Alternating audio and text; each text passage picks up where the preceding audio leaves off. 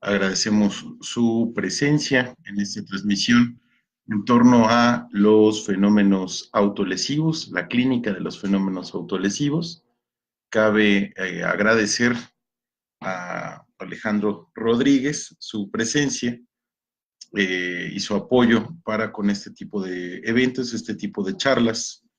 Para mí es un gusto poder compartir con todos y cada uno de ustedes este tipo de reflexiones en torno a este tipo de fenómenos clínicos que nos llevan a discutir un poquito sobre qué es lo contemporáneo, sobre cómo podemos ejercer una clínica que pues lleva ya más de 100 años y pensar cierto tipo de fenómenos contemporáneos, si es que de verdad esto lo son o no lo son. En este caso, bueno, pues a partir de mi práctica estaré comentando algo en torno a estos fenómenos. Estoy volteando un poquito para allá porque acaban de llegar unos alumnos, justamente en este momento tenía una clase, la de psicopatología descriptiva, y bueno, me acompañan acá, pueden ver incluso, bueno, vamos a hacerlo un poquito más dinámico. Aquí están los alumnos que están entrando al cubículo. Estamos transmitiendo desde la Universidad Autónoma de Querétaro, desde la Facultad de Psicología. Así que bueno, clínica de los fenómenos autolesivos, ¿cómo podemos entender esta situación?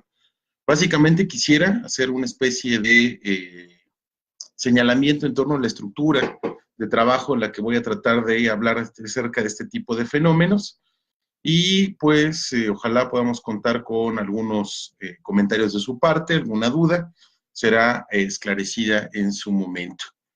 Bueno, básicamente lo que quiero abordar es en el siguiente orden, primero entendiendo a los fenómenos autolesivos desde un punto de vista social, un fenómeno social. No podemos dejar de lado, pues, que a veces que la moralidad en turno nos lleva a establecer cierto tipo de juicios o toparnos con este tipo de juicios que nos llevan a enredarnos un poquito sobre qué hacer en torno a estas presentaciones que podríamos llamar sintomáticas. Posteriormente de ahí me gustaría partir un poquito con unas reflexiones críticas en torno a lo que desde otros abordajes dentro de la psicología clínica pueden partir. Posteriormente trataremos de tener más o menos claro hacia dónde se puede entender una referencia desde el psicoanálisis en torno a este tipo de fenómenos. Posteriormente propondremos un trabajo más cercano a lo que puedo llamar multifactorial, dividido en varios conceptos, y estos tipos de conceptos nos permitirán tratar de dar un abordaje muy particular. Yo los menciono, digamos, dentro de lo que a mí me ha servido dentro de esta práctica. Posteriormente, proponer hacia una clínica posible de este tipo de fenómenos y buscar algún tipo de conclusión, siempre puedo decir provisional, en la medida en que pues nunca se trata de cuestiones concretas, cerradas y fijas para siempre, ¿no? Por esa cuestión, bueno, me gustaría empezar con pues, una pequeña viñeta, un pequeño recorte en función de por lo que se puede escuchar a veces en la clínica, o incluso desde lo que se puede leer desde algunas redes sociales.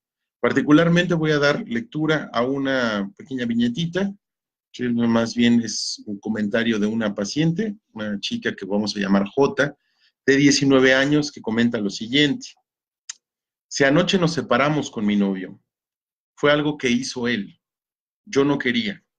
Tenía desesperación, me sentía desesperada, estaba angustiada, me sentía muy mal, no podía más, no podía hablar con nadie. No es como ahora, no sé cómo explicarlo y me corté para tener una descarga. No daba más así y me corté, quería aliviarme. Bueno, por una cuestión de procedimiento no podemos tener un acompañamiento audiovisual para poner una proyección similar a una diapositiva, pero voy a tratar de recordar cómo está estructurada esta frase para que podamos trabajarla. Básicamente lo que podemos ver en este testimonio, pues básicamente habla de un proceso de separación de una chica, ¿sí? Comenta en su momento que mediante este proceso es algo que viene de afuera, es algo que hizo él, yo no quería, le viene completamente a cierta distancia, tiene una desesperación, de repente muestra un grado de angustia, estaba angustiada, me sentía muy mal, no podía más, no podía ni siquiera hablar, lo cual pues sabemos que es parte de la fenomenología de la angustia como tal. No podía hablar con nadie, si no es como ahora ya puede ponerle palabras de alguna forma, si no sé cómo explicarlo y me corté.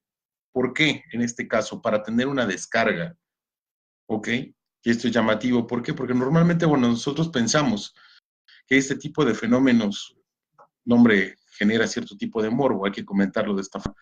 La gente los ve con una distancia, de cómo la gente puede generar este tipo de acciones, este tipo de cortes, para poner el caso, este tipo de lastimaduras, como en el caso también se puede recurrir, por ejemplo, a quemarse, a apropiarse de cierto tipo de dolor. ¿Por qué hace la gente esto? Dice, bueno, para tener una descarga, en este caso muy particular. No daba más así y me corté, quería aliviarme, es un intento de solución. Si nosotros recordamos básicamente pues, la noción de síntoma como una formación de compromiso, y evidentemente que esto responde a situaciones que nos llevan a un cierto tipo de tramitación desde la satisfacción pulsional, entonces podríamos pensar cuál es la funcionalidad de este tipo de eventos o por qué la gente particularmente busca alivio a partir de lacerar su cuerpo. Entonces, bueno, de entrada podríamos decirlo como una propuesta ética, simple y sencillamente buscar un alivio. ¿Un alivio a qué? Pues básicamente a una situación que se presenta como compleja, un alivio que por lo menos en este caso genera cierto tipo de tramitación de la angustia y sobre todo es una angustia frente a algo que viene o se percibe desde fuera. Si no es básicamente por un fenómeno de culpa, sino básicamente no se tiene un referente con el cual dar cuenta de ello. Estamos hablando de una persona de alrededor de 19 años. Ahora, ya entrando como tal en los llamados síntomas del cutting, y pongo síntomas entre comillas, ¿por qué? Porque es lo que uno puede leer en Internet. Y cuando uno lo lee en Internet, pues que se topa con lo que podríamos llamar perfectamente una clínica moral. Y una clínica moral porque básicamente apela a la costumbre en el sentido de, bueno, de lo que la gente normalmente puede llamar sin ningún tipo de especialización o incluso desde el sentido común, desde lo que la gente le refiere. En Internet podemos encontrar un montón de información, prácticamente funciona como una especie de DSM Plus, ¿sí? En el cual pues la gente consulta la cantidad de síntomas que se vaya topando. ¿Sí? Entonces, ¿qué es eso? Por ejemplo, cutting o cutting, como ustedes lo quieran llamar, ¿sí? De acuerdo a la mejor pronunciación que le encuentren. Entonces, bueno, ¿cómo podemos encontrar este tipo de fenómenos? Cortarse la piel con objetos filosos, obviamente dentro del marco del cutting, es el más común. Quemarse la piel como fenómeno autolesivo, muy claro. Autogolpearse, picarse con agujas, golpearse la cabeza, morderse la mano, el dedo o el brazo, jalarse, arrancarse la piel o el cabello, arañarse, hacerse agujeros, ¿sí? O buscar cierto tipo, y eso es bastante llamativo dentro de lo que podemos encontrar en Internet, estoy haciendo una especie de resumen, o tatuarse ellos mismos. Hay una especie de trabajo que se ha realizado últimamente. Saludos, Héctor Torres. Por cierto, que acaba de mandar saludos. Eh, sobre todo para tratar de emparentar si se trata de entre los fenómenos autolesivos, particularmente lo que tiene que ver con cortes en el cuerpo, y aquello que tendría que ver con el tatuaje, si el tatuaje no tendría un símil. Hasta ahora lo que puedo decir básicamente, de acuerdo a mi experiencia, es que no. ¿Por qué? Porque básicamente el tatuaje tiene un carácter figurativo, un carácter representacional, y pues básicamente los fenómenos autolesivos son un poco más descarnados, en el sentido en que no hay una representación imaginaria que pueda ser tramitada por otra vía. Hay que ver, evidentemente estamos hablando de una situación que se trabaja y se entiende caso por caso, pero particularmente encontraré una distancia no solamente teórica, sino particularmente clínica, en torno a lo que refiere justamente este tipo de fenómenos que no podría relacionar estrictamente hablando con el tatuaje. Ahora, por otro lado, ¿cómo entender este tipo de presentaciones o fenómenos desde lo social? Desde lo social me estoy refiriendo justamente a las personas que dan cuenta de ello. Por ejemplo, podemos hablar de la familia, podemos hablar de la escuela, los compañeros de escuela, ¿sí? La familia nuclear, etcétera. Primero podríamos decir, por ejemplo, sí que se trata, pues justamente de un fenómeno que, al menos en su presentación, encuentra un predominio en la población femenina. ¿Sí? Eso no quiere decir que no ocurra con hombres, pero bueno, particularmente, por lo menos los datos que se han encontrado, hay un predominio de la población femenina. Por otro lado, también tiene mucho que ver con la población adolescente. ¿Sí? Sí, muchas veces incluso se le ha atribuido una relación de copia entre pares. Pues esto se puede ser perfectamente discutible. Vamos a ver si responde a un grado estrictamente, pues digamos, etario, si puede decir estrictamente adolescentes, a presentar en niños, en adultos, incluso en adultos mayores. Pero particularmente encontramos este tipo de fenómenos, al menos en la presentación, en adolescentes. También podemos decir que hay una cantidad de prejuicios importantes en torno a ello. Bibliografía psicoanalítica, ok, vamos a tratar de abordarla en su momento. De entrada, creo que lo voy a anotar aquí mejor, los trabajos de Josefina de Artiguelongue. Justo es una persona que desde la Universidad de Buenos Aires y su tesis de maestría ha trabajado este tipo de fenómenos. Desafortunadamente solamente podemos acceder por ellos vía PDF en cuestión de artículos, pero no podemos revisar el texto como tal. Fue publicado por la editorial Letra Viva y esta desafortunadamente no tiene una difusión, por lo menos aquí en México. Si eso cabe como aclaración. ¿Sí? Entonces, bueno, eso creo que es una de las especialistas en el tema como tal. Ahora, estoy tratando de escribir en los comentarios para que se vea, espero que ahí se pueda ver. Sí, el apellido de Josefina. Ahora, bueno, ¿qué otra cosa podemos nombrar? Porque a mí me parece muy importante, pues tratar incluso estas charlas, fíjense, ahorita estamos hablando relativamente entre colegas, entre pares, pero particularmente a mí me ha tocado charlar en escuelas, particularmente escuelas secundarias, escuelas preparatorias, dialogar particularmente con padres, porque es un tema que llama mucho la atención. Les digo, por un lado, se tiene una cantidad de prejuicios importantes. Se habla, por ejemplo, no es que los adolescentes, culturalmente la edad de la punzada, quieren llamar la atención, hay una inestabilidad emocional, lo hacen por inmaduros y pues obviamente lo que terminan es silenciando un fenómeno muy particular, del cual pues a veces se buscan recetas y soluciones inmediatas. Sí que sabemos que es un fenómeno de la época, buscar soluciones prontas y expeditas, lejos de darle una cabida importante a los fenómenos que luego se presentan en la clínica. De tal manera que entonces sí hay un tema importante en el nivel de falta de comunicación. ¿Por qué? Pues porque por lo general se desestiman estos fenómenos o incluso en el peor de los casos, fíjense, se sobredimensionan y terminamos señalando a la persona de manera bastante complicada. ¿Sí? O caemos en cuestiones como simplemente quería llamar la atención. Por otro lado, no podemos desconocer el impacto de redes sociales que tienen a partir de este tipo de fenómenos. El ejemplo más claro que podemos ver, por ejemplo, en plataformas como Tumblr, cuando se promueven este tipo de imágenes o incluso hasta poesía en torno a el fenómeno del cutting y de las autolesiones, ¿no? Hay cierto tipo de perfiles, así como se promueven como con Ana y Mía a nivel de anorexia y bulimia, también aparece este tipo de fenómenos. Por otro lado, no podemos desestimar el impacto que existe en los observadores. Me refiero particularmente a la familia, como decía, lo puede sobredimensionar o lo puede desestimar. En el caso de la escuela, que de repente a veces se convierten en testigos, a veces testigos mudos, otra especie de testigos complicados, porque a veces termina generando una atmósfera bastante difícil y de rechazo en la gente que pues básicamente convive con personas que apuestan ese tipo de acciones, compañeros, profesores que, pues digamos, con las mejores intenciones terminan generando, pues les digo, una atmósfera complicada para la persona y pues obviamente frente al silencio hay fenómenos de repetición.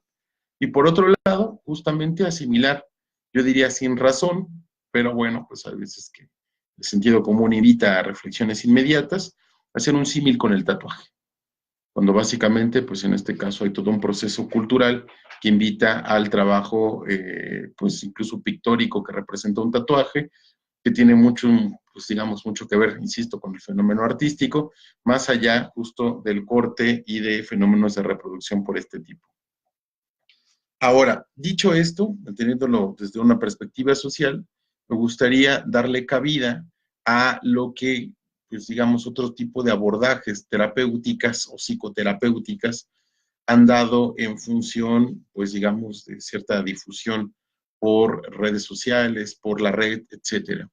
¿Cómo podemos ver? Por ejemplo, la asocian a la depresión, o sea, digamos, generar un cierto tipo de fenómeno autolesivo lleva de suyo una presentación de depresión, la gente que está deprimida, pues entonces se corta, se quema, pasa algo.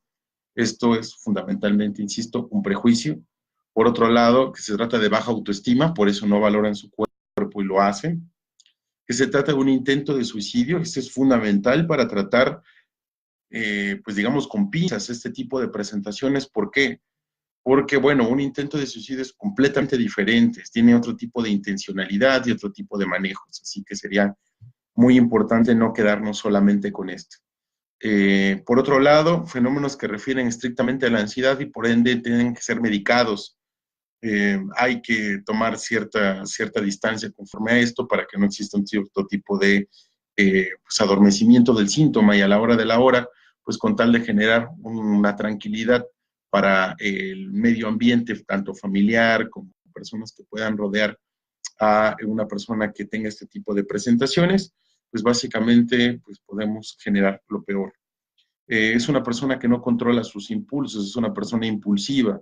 Bueno, a veces se asocia con el trastorno límite de personalidad, con eventos muy particulares, pero no necesariamente estamos hablando de este tipo de presentaciones, con lo cual hay que ser bastante cauto. Que se genera un componente adictivo, se habla mucho acerca del corte como producción de endorfinas. Sí, ojo también con ese asunto, como si él, por ejemplo, fenómenos insisto, con respecto al corte, como si incluso gente que se vuelve adicta a la sangre, dicen. Entonces hay que tener mucho, mucho cuidado con ese tipo de perspectivas y por otro lado que pueda ser aprendido con un factor de comportamiento social que apuesta a la reproducción. Entonces hay que tener bastante, bastante cuidado. Por lo cual el abordaje clínico, como que me gustaría proponerle a ustedes, es algo que podríamos llamar multifactorial. ¿Multifactorial en qué sentido? Bueno, vamos a descomponer varios conceptos y en función de la descomposición de esos conceptos, pensar con primero, obviamente, desde una disciplina como es el psicoanálisis y obviamente hacer una extensión hacia otro tipo de abordajes clínicos. Ahora, eh, primero entender, sobre todo respetando el trabajo de Freud, cuando se habla de la sobredeterminación del síntoma, no estamos hablando de una causa única, no estamos hablando que esto se deba a una sola cosa, ¿sí? O sea, no fue un evento infantil que genere esto nada más, sino se trata de sobredeterminación. Por otro lado, ¿sí? Si retomamos más o menos cierto tipo de trabajos, tanto relacionados con Freud como particularmente con Lacan, ¿sí? Dado que la presentación de este tipo de fenómenos se da particularmente en una edad que relacionamos con la minoría de edad, ¿sí? Sobre todo con la dependencia que existe a nivel familiar, pues no tenemos que descartar justamente cuál es el ambiente familiar, cómo a partir del ambiente familiar se están sintomatizando cierto tipo de acciones o ciertas formas de afrontamiento de ese tipo de acciones. Entonces, pues no estaría mal recordar, por ejemplo, lo que Lacan mencionaba, las dos notas sobre el niño, con respecto al lugar del niño como un síntoma de la familia. Entonces, para el caso, pues no podemos dejar de lado cómo se recibe en este tipo de fenómenos. Por otro lado, justamente la concepción que se tiene en torno a la adolescencia. Ya lo comentaba, sobre todo, pues este tema de la moralidad, del prejuicio, la edad de la punzada, la aborrecencia, temas con que más o menos se ha querido señalar esto que Freud llamaba la metamorfosis de la pubertad, sin dejar de lado, evidentemente, se tienen muchos cambios a nivel del proceso de desarrollo como tal. Entonces, bueno, evidentemente hay un factor biológico que compromete, pues, mucho el cuerpo del adolescente y por otro lado las formas como tanto social, cultural, como pues obviamente psíquicamente se pueda tener en torno a la noción de cuerpo. Por otro lado, tenemos la problemática que a nivel de abordaje clínico no podemos desestimar, que es la promoción de disciplinas que ofrecen un pretendido tratamiento sin tener una base clínica. Por ejemplo, hablar de una programación neurolingüística para tratar de solucionar ciertos efectos, o pues algo que nos distancia mucho, sobre todo de estudios serios. Por otro lado, también, como les digo muchas veces, pues eso también debe de impactar, pues no solamente al ambiente familiar, sino también al ambiente social de personas que puedan presentarlo. En mi caso, yo me estoy refiriendo mucho a la población adolescente, porque es particularmente donde tengo experiencia en el trabajo. Así que me parece importante, por lo menos, señalar que muchos de los presentaciones, pues porque algunos maestros, incluso los departamentos de psicopedagogía de algunas escuelas, no pueden básicamente dar cuenta o dar cabida a este tipo de fenómenos. Y lo vemos de manera muy clara. Bueno, a veces, en el mejor de los casos, cuando hay un psicólogo educativo que no sabe qué hacer al respecto. No se trata de problemas de aprendizaje, sino en todo caso llamados problemas de conducta. Y frente a eso, pues lo primero es el miedo, es el no saber qué hacer y el recurrir a los padres casi a nivel de denuncia. Esto genera, pues evidentemente, una bola de nieve, un efecto de bola de nieve que va generando cada vez una problemática más y más y más grande. Tomado en cuenta esto, y casi casi que de la mano, lo que podemos señalar como utilitarismo pedagógico familiar. ¿A qué me quiero referir con esto? Bueno, básicamente que a veces nos piden justamente trabajar desde un aspecto clínico y erradíqueme esto, por favor, que ya no pase esto, yo no lo quiero ver. Casi como si fuéramos una extensión del regaño.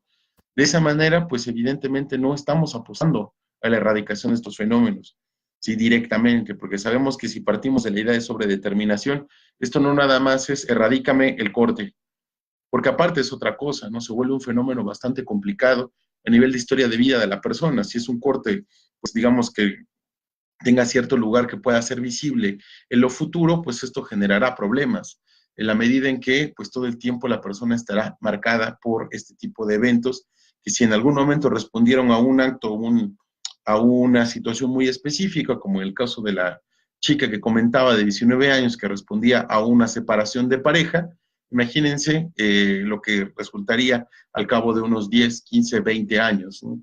Un cuerpo que ya está marcado por algún tipo de corte de tal forma que pues a lo mejor esto se puede ser un problema que se pueda estar reproduciendo.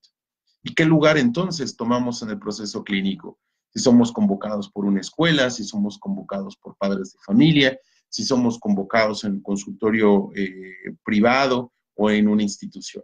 Eso es importante tomarlo en cuenta. Entonces, siendo una especie de síntesis con respecto al abordaje clínico, mencionaría estos factores.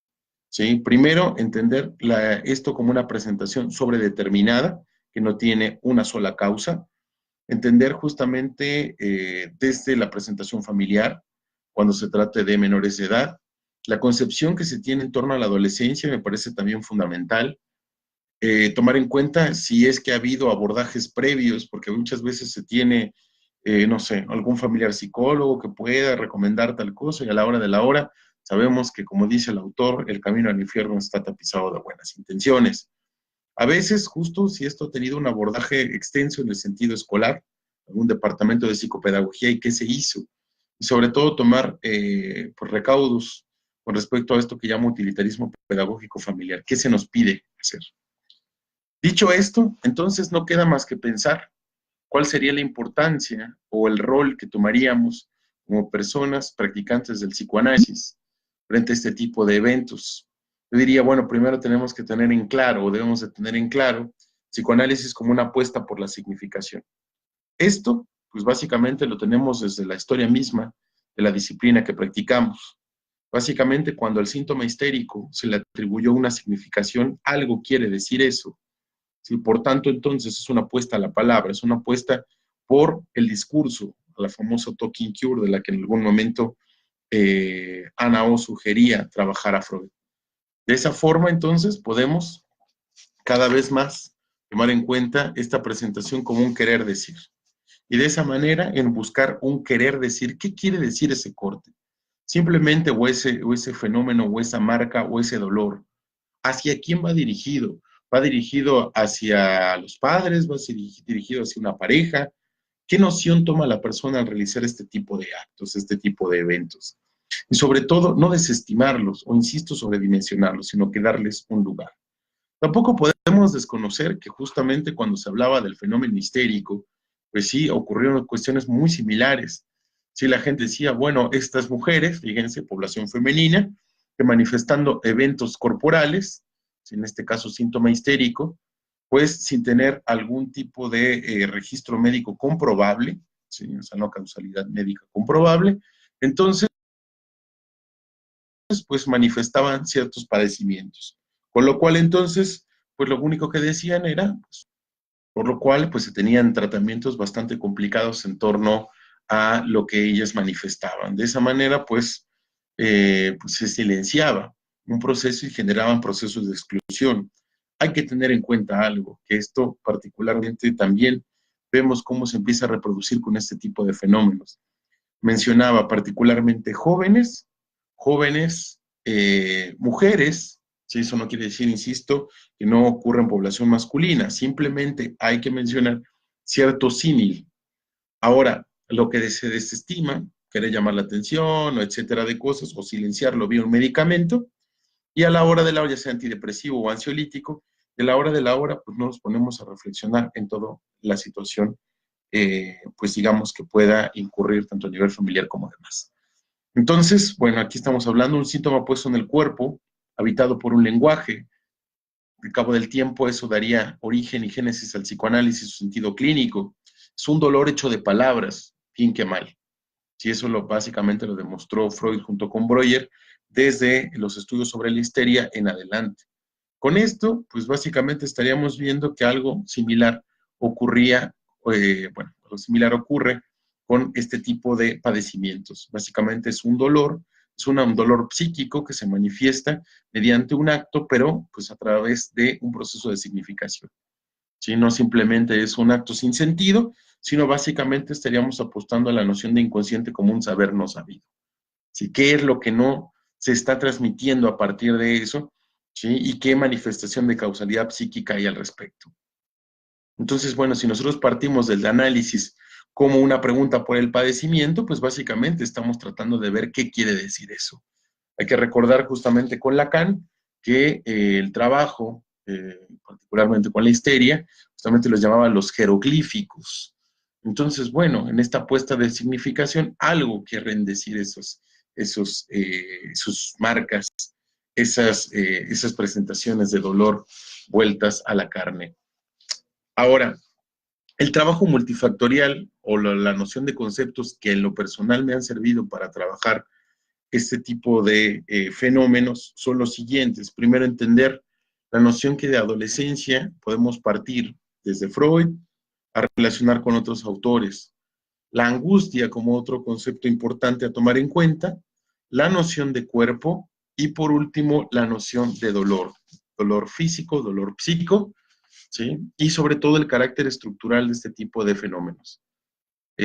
Hablando en torno a la adolescencia, me gustaría ser bastante puntual. O sea, si nosotros recordamos el tercer ensayo de los 3 ensayos de teoría sexual, llamado La metamorfosis de la pubertad, pues nos damos cuenta que se trata de un cuerpo en cambio, un cuerpo con lo que Freud va a llamar la segunda acometida de la sexualidad, y con ello, pues básicamente podemos hablar de un reordenamiento, tanto simbólico como imaginario, de esta perspectiva corporal que se presentaría en un momento específico, que para el caso de la pubertad, inicio de la adolescencia.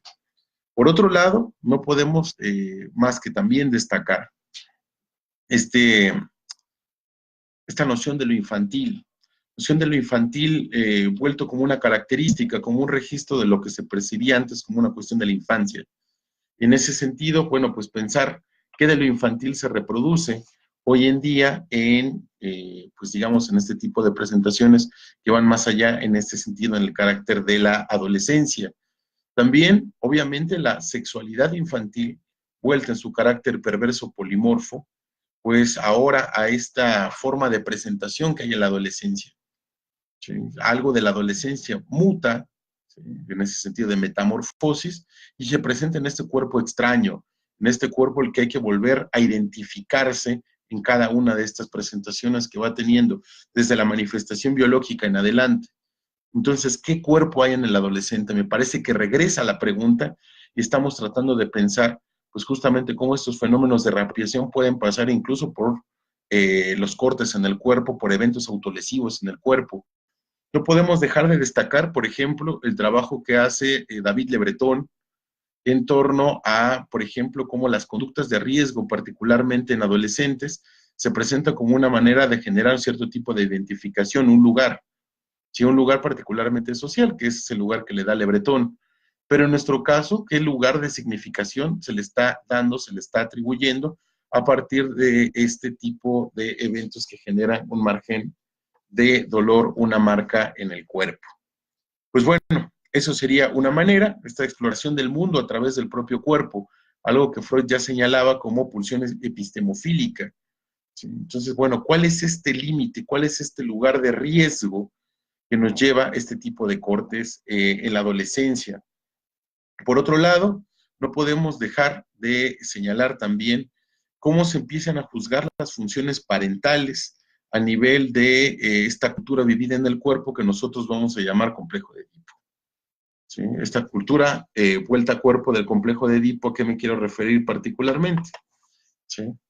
Básicamente me quiero referir a pues la forma como una persona tiene para posicionarse, ¿sí? Primero como fenómenos de apropiación corporal y luego posteriormente para establecer cierto tipo de relaciones entre pares. Entonces tampoco hay que dejar el carácter relacional que el sepultamiento del complejo de Edipo traerá, como muestra durante la pubertad, particularmente periodo de la adolescencia.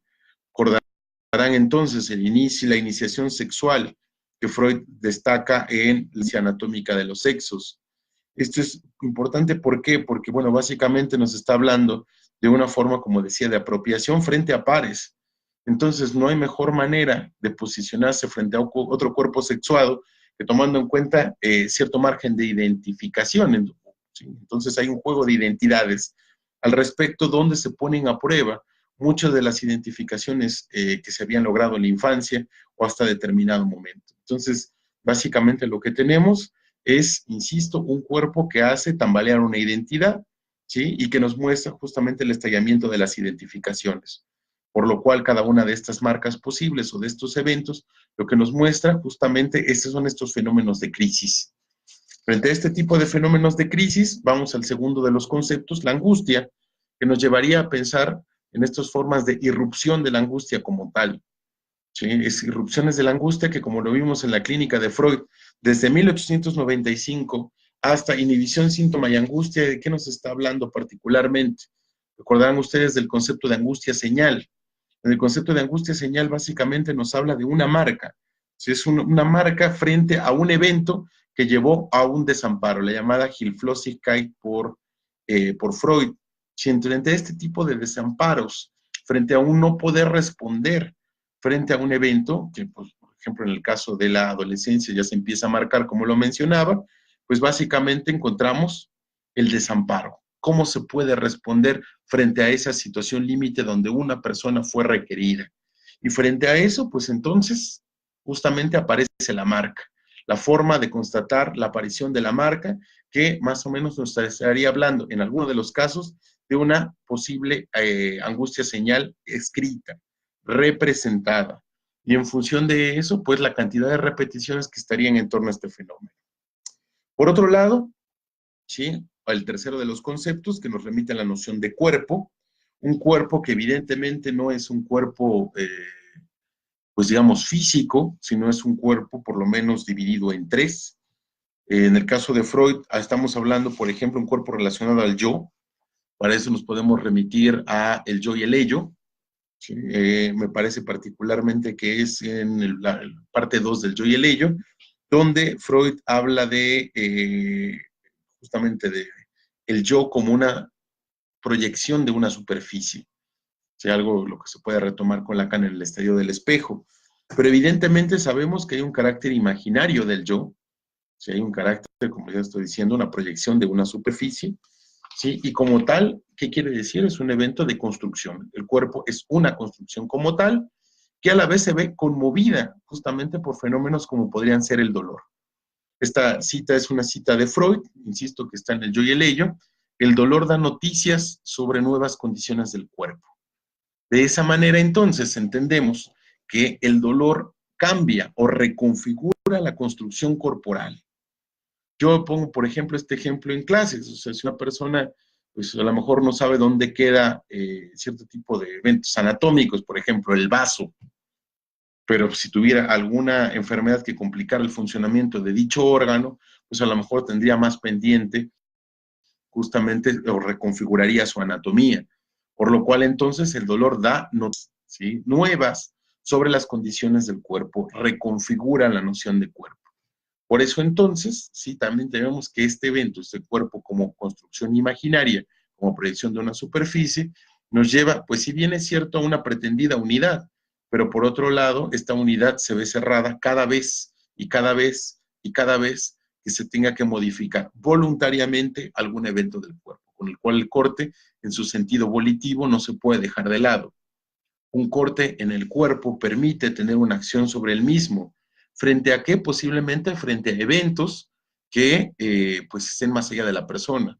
Recordando el caso que comentaba al inicio, básicamente es una persona que es solicitada para una separación. Básicamente es una chica que su pareja decidió terminar la relación y por lo cual entonces pues, no sabe qué hacer y para aliviarse toma sobre sí la voluntad de un corte que genera una marca que a lo futuro justamente se convertirá en un cuerpo básicamente construido de marcas. Es el famoso cuerpo que podemos decir representacional, no necesariamente imaginario, en su totalidad. Un cuerpo sobre el que se inscribe, es una pizarra mágica de alguna manera para ser consecuente con Freud, sobre la cual se escribe qué es la noción, digamos, una historia de vida. Si nosotros, por ejemplo, recordamos el seminario 9 de Lacan, llamado así la identificación, en algún momento nos habla sobre una visita que tiene a un museo y encuentra un hueso sobre el cual se hacen algunas marcas, unas muescas, una especie de fenómeno, varias tiritas, ¿sí?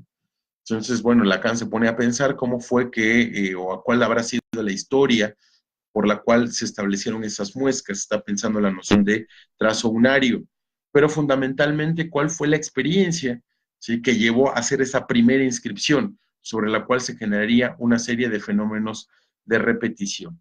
¿Sí? ¿Qué llevó? Bueno, pues está la idea de que a lo mejor esta persona de la prehistoria hubiera hecho este tipo de marcas para significar un triunfo frente a una cacería, etcétera, de cosas. Solamente se pueden fantasear. Pero evidentemente, justo me parece la apuesta que está mencionando también acá en ese seminario, si uno la quiere tomar de manera más práctica, evidentemente lo que me parece que está diciendo, bueno, hay formas de dar cuenta de un registro de una experiencia. Si nosotros nos preguntamos qué corte o qué evento o qué cada marca que dejó en evento tiene una significación específica, entonces vamos a darle a este cuerpo el carácter de discurso, un cuerpo construido a partir de un discurso. Con lo cual, entonces, me parece que algo justamente de esto que desborda a esta pizarra de cuerpo, pues ya más bien toma un carácter de trabajo para nosotros en sesión. De esa manera, entonces, hemos revisado la noción de adolescencia, la noción de angustia, la noción de cuerpo y, por último, la noción de dolor. De dolor muy diferente al tema del sufrimiento.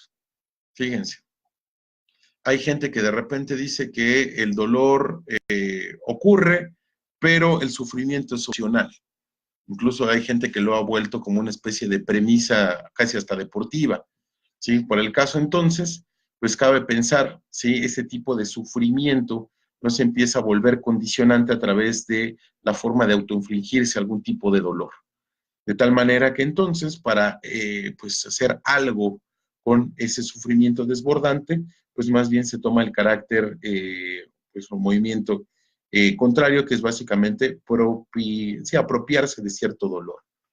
Tampoco podemos dejar de lado justamente lo que encontramos en el proyecto de psicología para neurólogos como primera experiencia de dolor, lo cual en Freud, pues, lo podemos constatar de la siguiente manera: cuando hay, de acuerdo algo a lo que se menciona ahí como una suma de excitación que desborda el principio de placer, básicamente lo que se genera es una tensión complicada que pone en riesgo la llamada homeostasis, de tal forma que entonces, pues lo que podemos relacionar como una especie de teoría del dolor, pues sería buscar algún mecanismo de tramitación de ese desborde que representa el dolor como una forma complicada de encontrar una salida a esa tensión, por lo cual entonces algún tipo de acción o sustituto de acción específica puede ser este tipo de eventos o fenómenos autolesivos.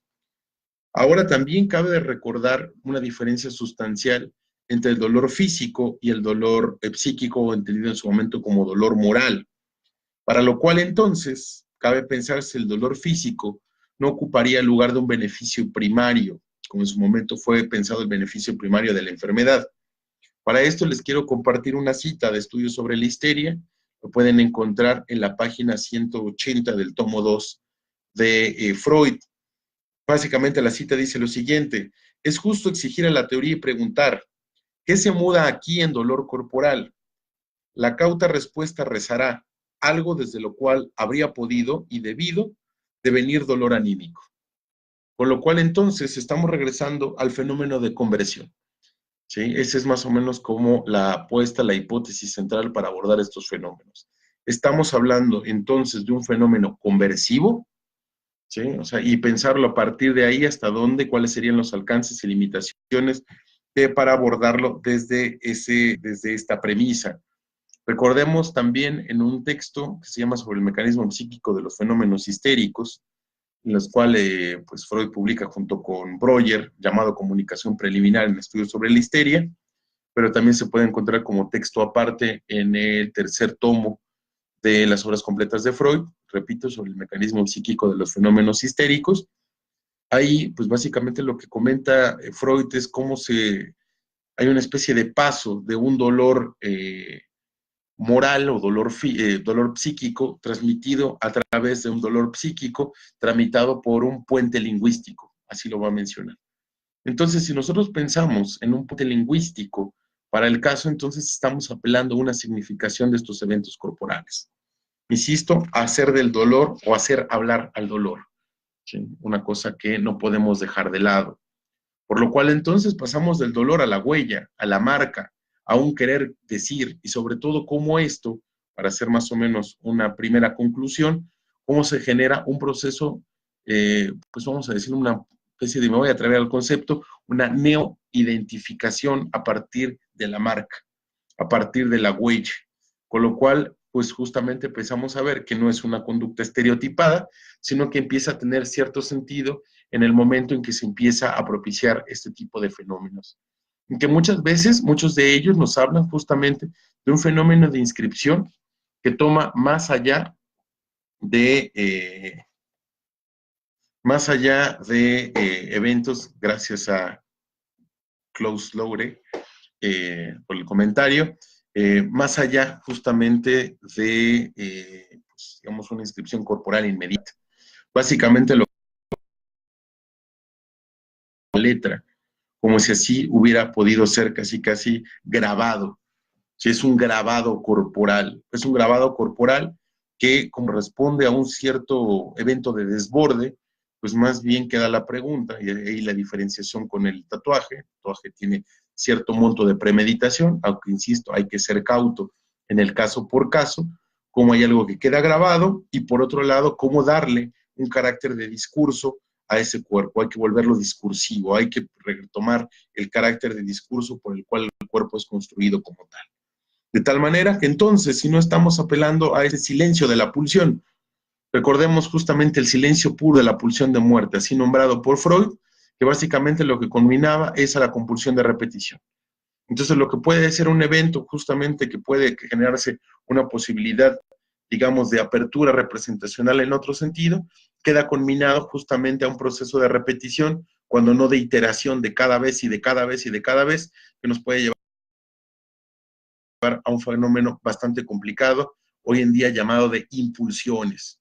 ¿Sí? Hay que tomar en cuenta cuál es, pues digamos, para eso, pues les puedo sugerir el texto de Diana Rabinovich, justamente La impulsión hacia una clínica de la pulsión, así llamada, es un texto que está en PDF, es un texto que lo publica en la editorial Manantial, y con la cual pues nos habla bastante de cómo entender desde una perspectiva lacaniana, no solamente las reformulaciones del grafo del deseo en el seminario 16, sino también entender cómo me parece que la clínica contemporánea en estos fenómenos de irrupción, pues básicamente tienen que responder a una clínica de la pulsión, pasando desde estos eventos que tienen que ver con fenómenos autolesivos, pasando por los que han llamado patologías del acto, que refieren a la anorexia, a la bulimia, que refieren a presentaciones complicadas, como responden los fenómenos de toxicomanías, ¿sí?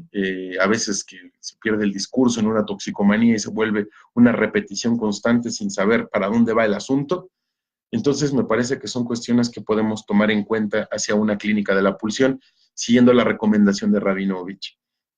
Ahora, quiero ser bastante enfático en este punto. Factores estructurales. Podemos decir, justamente por eso quería llamarlo fenómenos autolesivos, porque una cosa es hablar de un fenómeno y otra cosa es hablar de la estructura. Como tal, entonces, podemos decir que este tipo de fenómenos son fenómenos transestructurales. ¿Qué me refiero con transestructurales? Puede ocurrir en cada estructura. Neurosis, psicosis, perversión, por mencionarlas.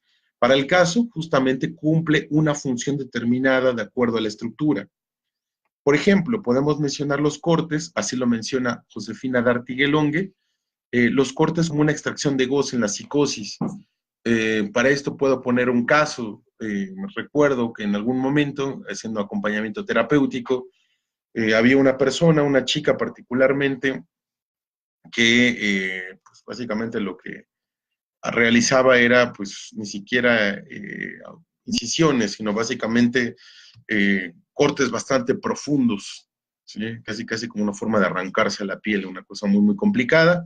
La chica estaba atada, estábamos hablando de un neuropsiquiátrico privado, ¿sí? Y pues la cuestión del acompañamiento se hacía bastante complicada. ¿Por qué? Pues básicamente no se podía acompañar a alguien en persona, justamente porque se trataba de una chica, era durante la noche y pues para las cuestiones propias de la forma de trabajo que tenían en el hospital, no se permitía trabajar con una chica menor de edad durante la noche, pero bueno, nadie pudo cubrirlo, tuve que estar ahí. Pero solamente me permitían hacerlo por cámaras, imagínense ustedes, ¿no? Un acompañamiento terapéutico televisado, una cosa bastante rara. Resulta que entonces la chica no tenía ya había presentado este tipo de fenómenos autolesivos y pues digamos, no tenía ningún instrumento punzocortante cerca.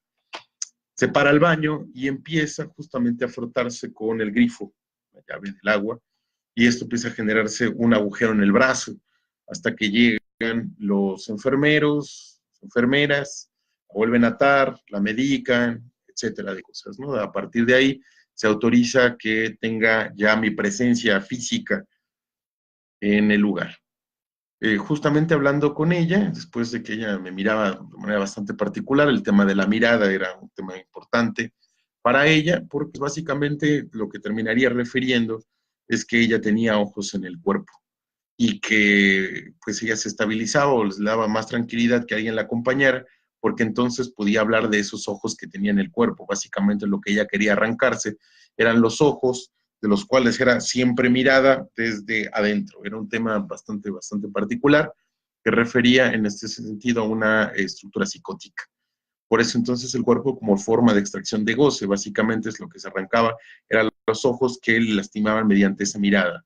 Esos ojos le picaban, le generaban malestar, más terrible que el mismo dolor, el cual era presa.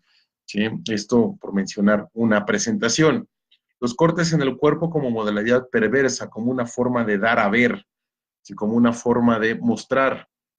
En el caso de Artiguelongue, lo comenta con chicos que en una escuela básicamente se generaron una especie de marcas similares para promover cierto tipo de eventos en una escuela secundaria. Esa es la manera como D'Artiguelongue lo comenta en una modalidad perversa. En lo particular no puedo comentar algo que en mi experiencia me haya tocado en esta modalidad. Y luego, dentro de la neurosis, 3 tipos de presentación: de los cortes en la histeria como expresión de rechazo al cuerpo, una forma de generar una distancia con respecto a eso, algo de lo femenino que se presenta en la histeria.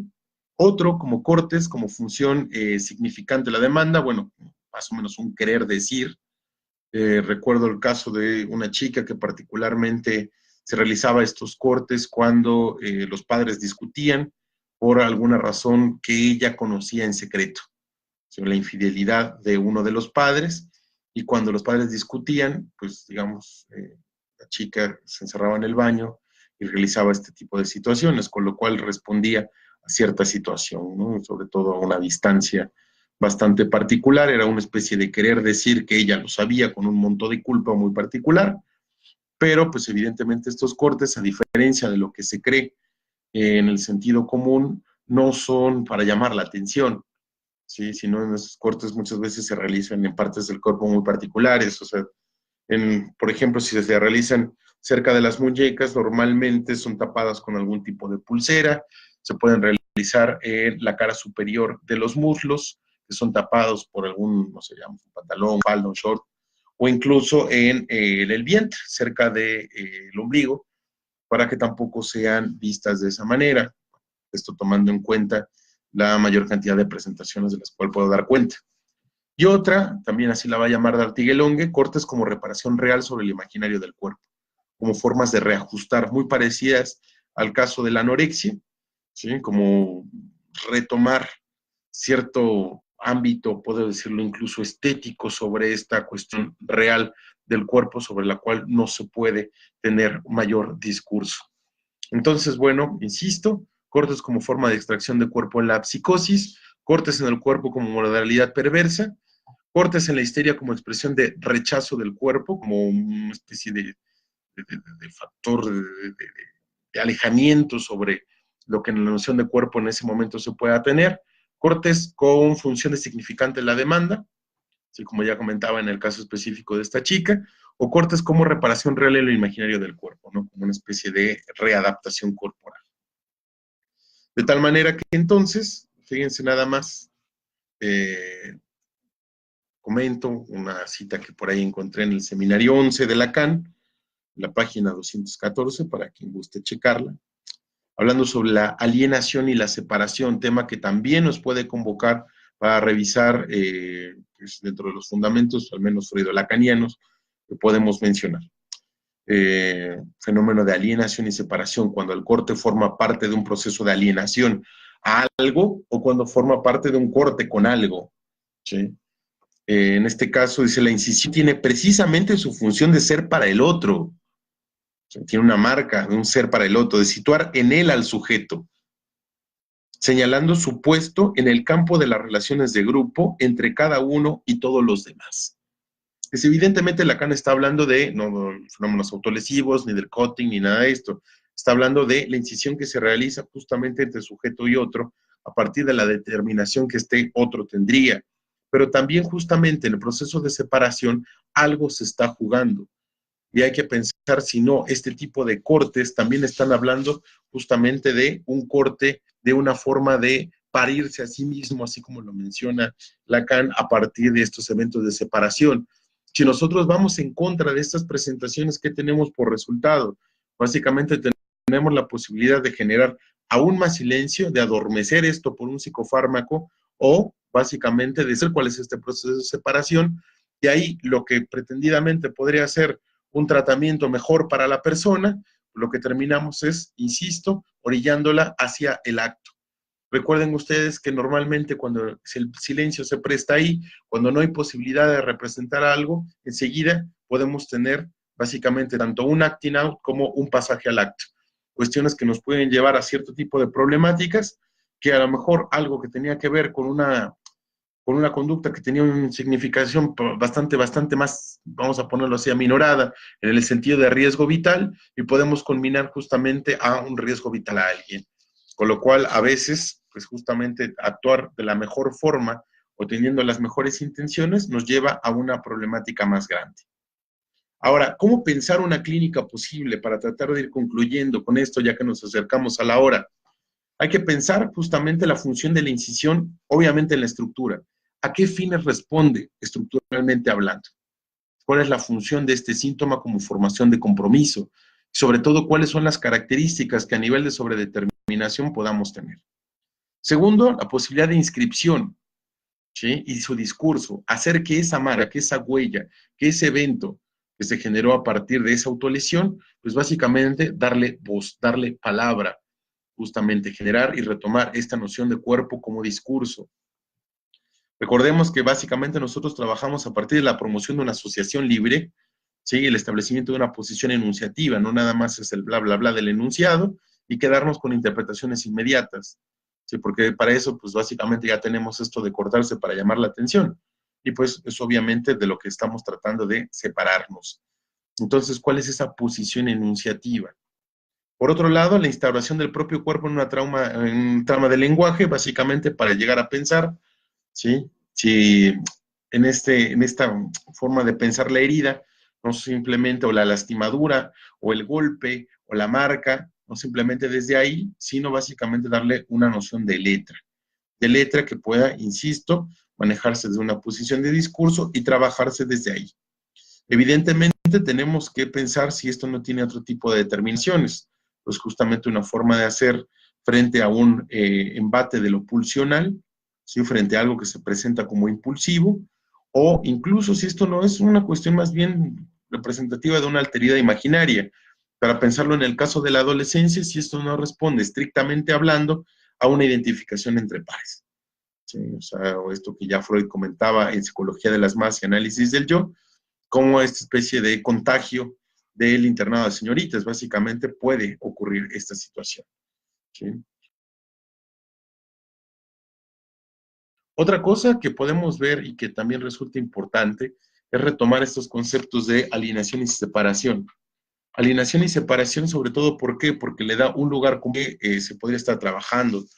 Insisto, podemos hablar justamente a partir de la noción de llamadas patologías del acto, ¿sí? Acting out, pasaje al acto, la misma inhibición, si la persona no queda llevada o conminada al lugar de objeto.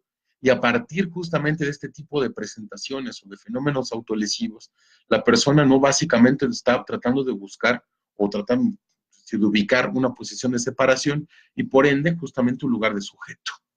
Entonces, quedar en un lugar de objeto a una posición de sujeto es completamente distinto, sin dejarme de mencionar obviamente el trabajo que caso por caso se pueda hacer. ¿Qué dificultades encontramos en la sesión? ¿Sí? Porque hay veces que nosotros también nos angustiamos en no saber qué hacer. Uno, la ausencia de demanda. Muchas veces, así como Freud fue requerido en el caso de la llamada joven homosexual de 1920, o la psicogénesis de caso de homosexualidad femenina, Freud menciona las llamadas notas ideales. Básicamente estamos hablando de una persona que tiene algún problema y pues justamente encuentra una especie de escisión de la personalidad, por lo cual se ve combinado a consultar. Esto cuando estamos hablando de personas que no tienen, pues, por ejemplo, cierto tipo de independencia económica o el caso de menores de edad, pues por lo general llegan traídos por alguien, patrocinados por alguien, sostenidos por alguien económicamente, lo cual hay que pensar. Pero por otro lado, pues la demanda viene particularmente de esas personas que solicitan el tratamiento. Y como comentaba al principio, se trata particularmente, al menos en mi experiencia, de personas menores de edad, pues tenemos esta situación que tenemos que pensar, hacia dónde va la demanda. Pero por otro lado, también nos podemos topar con el mutismo de la persona que pues está frente a nosotros. Recordemos justamente la noción de silencio, el famoso silet de la pulsión, que pues muchas veces se manifiesta de esta manera y hay que darle un lugar al silencio para posteriormente trabajarlo. Fenómenos resistenciales que normalmente podemos dar cuenta, por ejemplo, anécdotas en lugar de una asociación, básicamente que se convierte en una cuestión casi metódica, el hecho de relatar que ahora sí, que ahora no, o incluso no forzar el trabajo sobre fenómeno autolesivo. A ver, cuéntame, ¿por qué te estás cortando? O cuéntame, ¿por qué te quemaste? ¿O por qué hiciste tal cosa? Justamente sacar el factor moralizante en el cual muchas veces nos podemos dejar llevar o arrastrar por familiares, ¿sí? O personas que por las cuales somos solicitados. De tal manera que entonces, pues básicamente nosotros tenemos que promover la asociación, más allá de estar ubicando en ese sitio, ¿sí? ¿Qué otro? Bueno, trabajar, en el caso, dado caso que se trabaja con menores de edad, dispositivo con los padres, incluir a los padres, de acuerdo a la propuesta que ya ha mencionado Pablo Peusten en su trabajo con niños, pero bueno, en este caso es con menores de edad también, incluir a los padres, sobre todo para, pues, trabajarlo en un dispositivo bastante particular, porque no podemos dejar de lado que se trate de agentes con los cuales podemos operar. Ahora, para concluir, dado que ya estamos en la hora, pues básicamente lo que he querido comunicarles a ustedes de una manera bastante rica. Si hay alguien que guste profundizar, con mucho gusto puedo dejar mis datos. Ahorita solamente tuvo la intencionalidad de comunicar, casi casi con una especie de comunicación preliminar, desconociendo obviamente a la población a la cual va dirigida, pretendidamente de colegas cercanos al psicoanálisis, pero en general es abierta la convocatoria sobre este tipo de fenómenos que van desde las presentaciones sociales, que tienen un carácter moralizante incluso desde redes, hacia pues cierto tipo de fenómenos que, tomando algunas referencias bibliográficas de algunos autores, podemos empezar a trabajar. Entonces, bueno, hay que tener cuidado con, insisto, estas explicaciones moralizantes, venidos desde el sentido común. Hay que pensar entonces cuál es la posición que tomamos desde el psicoanálisis frente a la novedad. Hay veces que la gente se deja impresionar por los llamados nuevos síntomas, nuevas presentaciones sintomáticas, etcétera, y de verdad ver cuáles son los alcances con la teoría que ya tenemos. Yo he mencionado 3 ensayos de teoría sexual de Freud, el sepultamiento del complejo de Edipo, he mencionado algunos textos que refieren particularmente a la diferencia sexual, ¿sí? Sobre todo en la diferencia anatómica de los sexos de 1925. He tratado de mencionar el seminario 11 para hablar de alienación y separación, el texto de Diana Rabinovich para hablar de una clínica de las pulsiones, ¿sí? Así que básicamente pues hay referentes con los que podemos trabajar sobre esta situación. Algunos, les digo, con referentes poco ortodoxos, si los podemos mencionar así, incluso la teoría de la angustia en Freud, la noción de cuerpo a partir de los 3 registros de Lacan, la noción de estructuras y su funcionalidad a nivel de formaciones de compromiso, en el caso de Freud y Lacan. Así que creo que tenemos, o al menos es mi forma de trabajar, tenemos, pues digamos, conceptos con los cuales podemos hacer frente a esto que se presenta de nueva cuenta, para tratar de entender si de verdad lo que ha cambiado como tal es la presentación o estamos hablando de nuevas estructuras. Hay gente que ha apelado a esta situación. Yo creo que la clínica contemporánea responde evidentemente a experiencias corporales singulares. El cuerpo es algo a lo que tenemos que estar discutiendo, no solamente como cuerpo de discurso, sino también como cuerpo real. Habría que pensar qué es lo real del cuerpo, ¿sí? Pero pues obviamente esto excede la temporalidad de este medio virtual. ¿Sí? Hay que ir un poquito en contracorriente de las identificaciones masificantes y me parece justamente que hay que darle a esas afecciones una dignidad de nombre propio. ¿A qué me refiero? Pues evidentemente a que cada presentación tiene una característica muy específica sobre las cuales pues, lo que podemos es abrir un espacio para historizarlas. ¿Qué quiere decir? Hacer algo con lo llamado no ligado. Porque si no, básicamente lo que estamos haciendo es seguir patologizando la vida cotidiana. En mi experiencia, pues justamente en el trabajo con adolescentes ha sido bastante ilustrativo en esta situación, sobre todo a través de los padres. Muchas veces somos requeridos por los padres para un tratamiento, para tratar con los niños y pues a la hora de la hora, pues terminamos más bien trabajando con ellos que con los menores. En ese caso, entonces, habría que pensar el cuerpo de una manera muy particular, así como Pirandello hablaba de personajes en busca de autor, habría que ver si estos cuerpos no tienen en busca de un autor, el cual evidentemente no son más que ellos mismos, tratando de dar cuenta de eventos o experiencias que mediante el cuerpo tratan de testimoniar.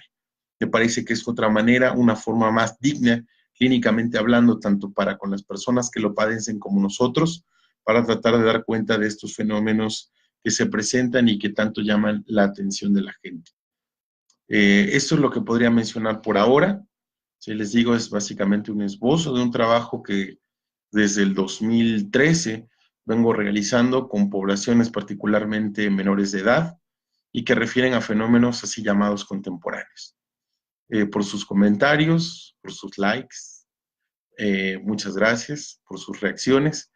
Gracias nuevamente a Yoica, a Arturo Rogerio por los trabajos ilustrativos para saber cómo transmitir. Es mi primera transmisión. Espero que haya sido satisfactoria. Por los comentarios veo que al menos se está llevando a cabo de manera adecuada.